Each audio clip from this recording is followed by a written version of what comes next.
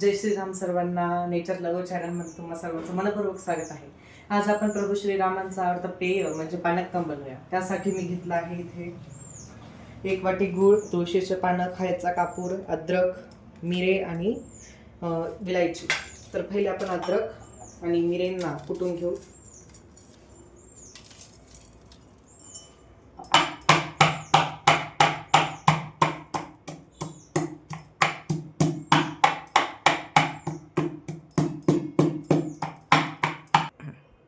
तर आता कुटताना त्याच्यामध्ये आपल्याला थोडंसं पाणी घालायचं आहे. परत एकदा असं कुटून घ्यायचं आहे. त्यानंतर कुटणं झाल्यास आपल्याला एका वाटीमध्ये याला काढून घ्यायचं आहे आणि चाळून घ्यायचं आहे. अद्रक लसूणचं जे पाणी असेल ते आपल्याला या ठिकाणी काढून घ्यायचं आहे. थंड पाण्यामध्ये आपलं पाणी घालून घेऊयात, रस याचा अद्रकचा. त्यानंतर मी 1 वाटी गूळ घेतलेला यामध्ये टाकून देऊया.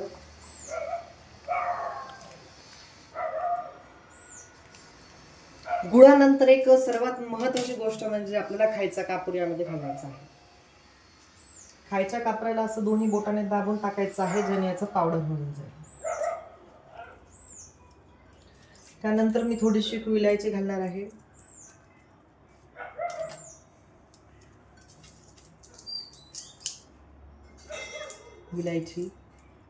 विलायचीला असं फोडून टाका, ज्याने त्याचा जे स्वाद आहे तो येईल.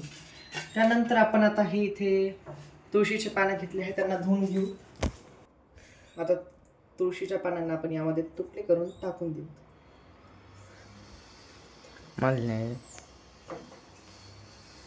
मिक्स करून घेऊ.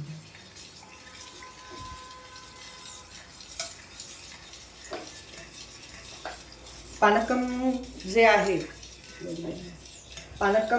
ते प्रभू श्रीरामांचं आवडतं ड्रिंक आहे, ज्याचा टेस्ट खूप चांगला आहे. आणि तुम्ही बघू शकता याचा कलरही खूप छान आला आहे.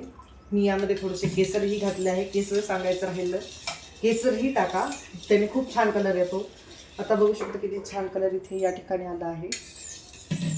तुम्हीही बनवून बघा. आज रामनवमीचं सर्व परिवाराला पाजा, खूप छान लागतं. थंड आहे ते ज्यूस. आणि कापूर म्हणजे कापूराने आपला घसा नीट राहतो. गुळही पौष्टिक आहे, त्यामध्ये आपण बाहेरचं काहीच मसाला नाही टाकला आहे. आणि तुम्ही हे बनवा आणि मला सांगा तुम्हाला कसं वाटलं.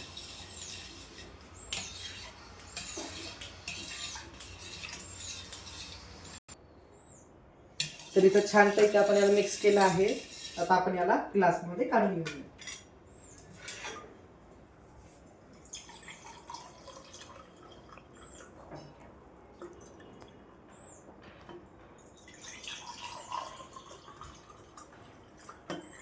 चांगलं पौष्टिक भारी असं हे पानक्कम तुम्हीही बनवून बघा आणि पिऊन बघा.